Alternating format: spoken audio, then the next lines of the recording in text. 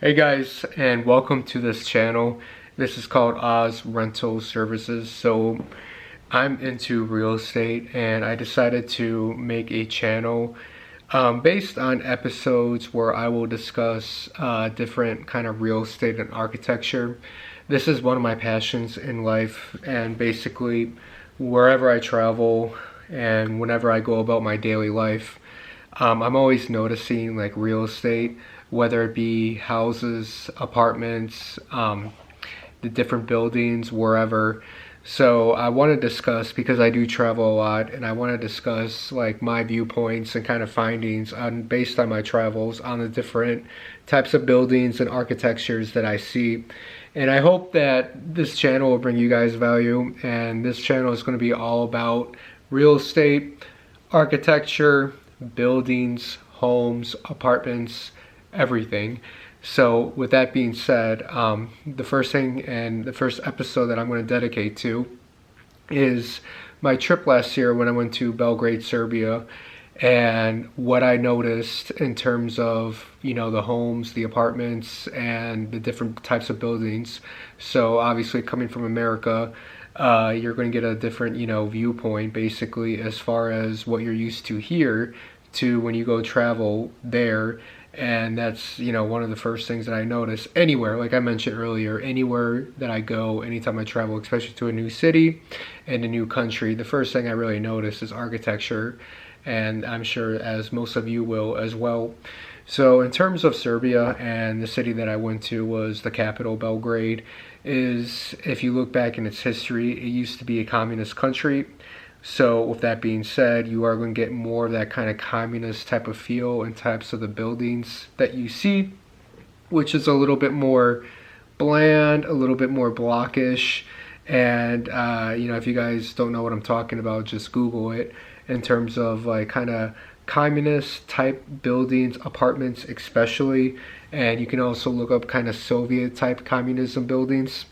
So you can get that feel where it was a little bit of that kind of communist feel in terms of the architecture. But that doesn't mean that it was like absolutely ugly. I mean, the city itself is very beautiful, and I did get a chance to explore around it, more so just walking around. And it's just, again, it's a capital. So obviously there's going to be a lot more like higher rise buildings than your typical city probably in that country. So that's why when you walk around, you are going to see a lot of buildings all over the place. So that is the first thing that I did notice is, I mean, the country, it used to be a communist country. So obviously it's still going to have that kind of communist type of buildings still existed.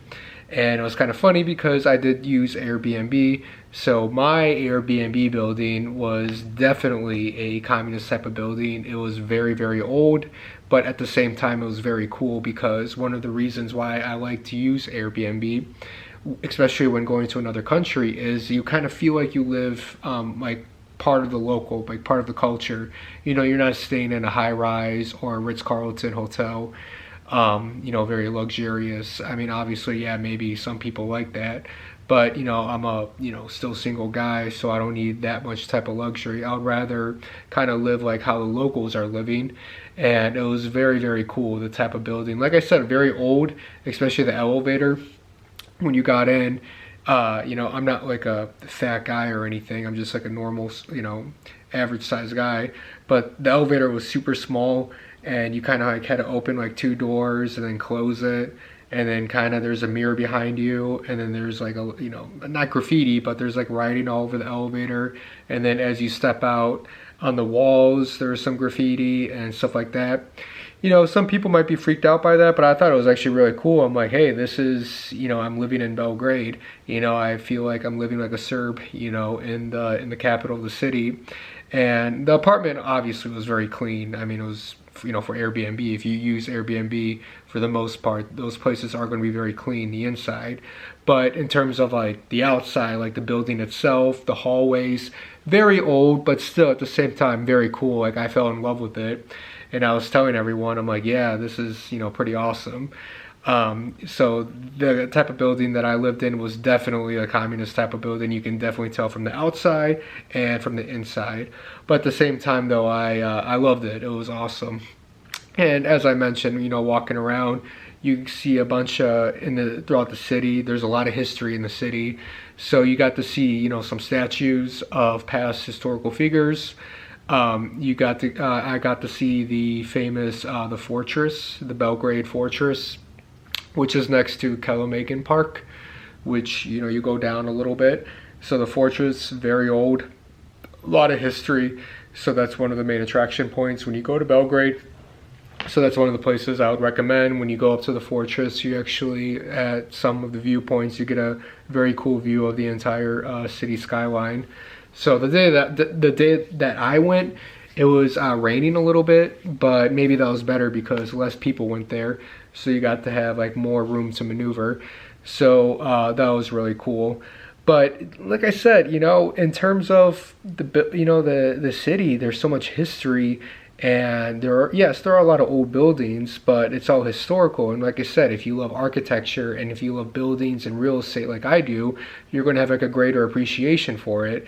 And you know, what makes a great building or great architecture doesn't have to be always the latest and greatest, you know, newest. Sometimes when you feel that history and you see that, you know, wear and tear a little bit on a lot of these buildings, you know, as long as it's, you know, not like dangerous to live in, it's very, very cool to kind of see it, go inside it, and see like the history behind it, especially of all the history that's happened, you know, in that city. So if you are a big fan of architecture and buildings in general, and you want to see like a wide array of different types of buildings and especially the history that it went through, Belgrade is a very, very good city for this. You know, like a lot of other European cities, you know, it's very walkable.